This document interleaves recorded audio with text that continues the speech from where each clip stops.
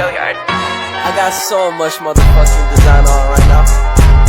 Break it down, bring it back, make it clap. I got 3 old thoughts, new guap, wear that thing. Bitches on my line, and you know they come strapped. Hold up, what it not, 45, scope it cash like whoa. How you fucking with these hoes up? Assalamualaikum warahmatullahi wabarakatuh. Di sini saya ingin membahas materi terkait praktikum biologi perikanan. Yang pertama, saya ingin membahas tentang tingkat kematangan gonad. Tingkat kematangan gonad merupakan pengelompokan kematangan gonad ikan berdasarkan perubahan-perubahan yang terjadi pada gonad. Perubahan gonad yang semakin matang merupakan bagian dari reproduksi ikan sebelum terjadi pemijahan. Selama proses tersebut, sebagian besar hasil metabolisme tertuju untuk perkembangan gonad. Nah, kematangan gonad ikan pada umumnya adalah tahapan pada saat perkembangan gonad sebelum memijah. Selama proses tersebut, sebagian besar hasil metabolisme tertuju untuk perkembangan gonad. Menurut Effendi, tahun 2002, bobot ikan akan mencapai maksimum sesaat ikan akan memijah, kemudian akan menurun dengan cepat selama proses pemijahan berlangsung sampai selesai. Tingkat kematangan gonad atau TKG ikan menurut Casey dalam Effendi 1979.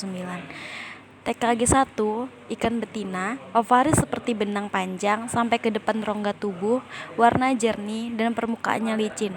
Sedangkan ikan jantan, testes seperti benang, lebih pendek dan terlihat ujung jadi rongga tubuh, warnanya jernih. TKG 2, ikan betina, ukuran ovari lebih besar, warna lebih gelap ke kuning-kuningan, telur belum terlihat jelas dengan mata.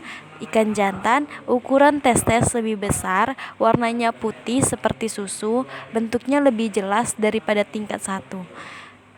TKG 3, ikan betina, ovari berwarna kuning, secara morfologi telur mulai kelihatan butirannya dengan mata. Ikan jantan, permukaan testes tampak bergerigi, warna makin putih, testes makin besar, kalau diawetkan mudah putus.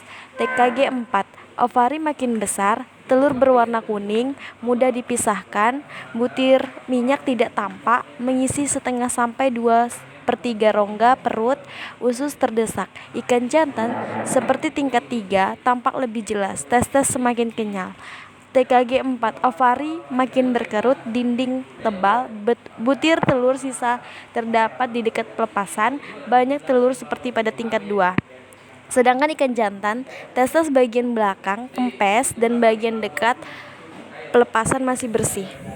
Nah, rumus yang digunakan untuk mencari kematangan gonad itu adalah IKG sama dengan BG per BT dikali 100%.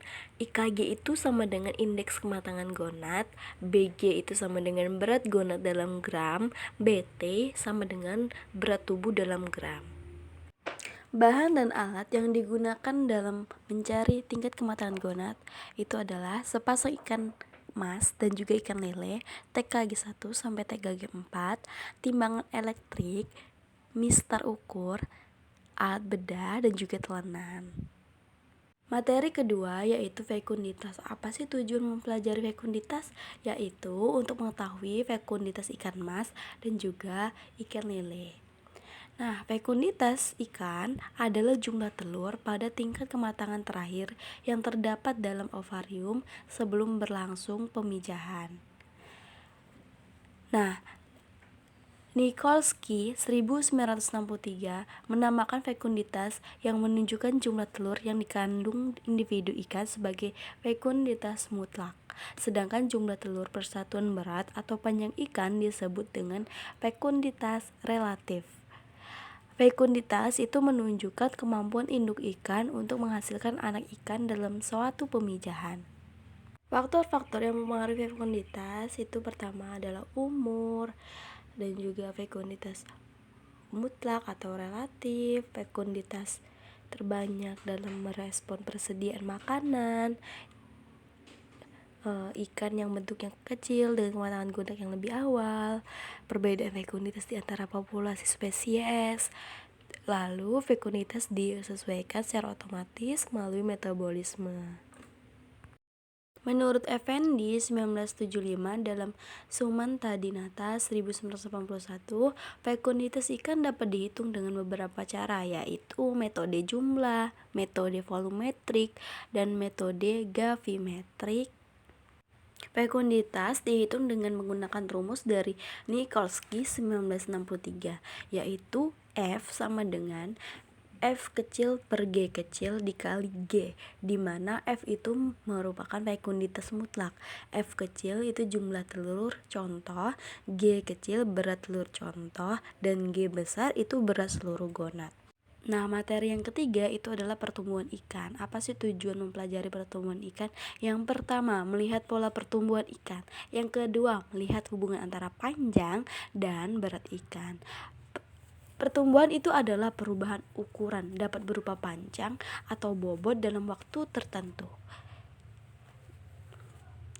Nah, bila dilihat dari hubungan panjang dan bobot ikan, maka pola pertumbuhan ikan itu terbagi menjadi 3 pola pertumbuhan, yaitu pertama, bila harga koefisien regresinya lebih kecil dari 3, B lebih kecil dari 3, maka pertumbuhan penyu ikan tersebut lebih cepat dari pertumbuhan bobotnya dan disebut dengan alometrik negatif.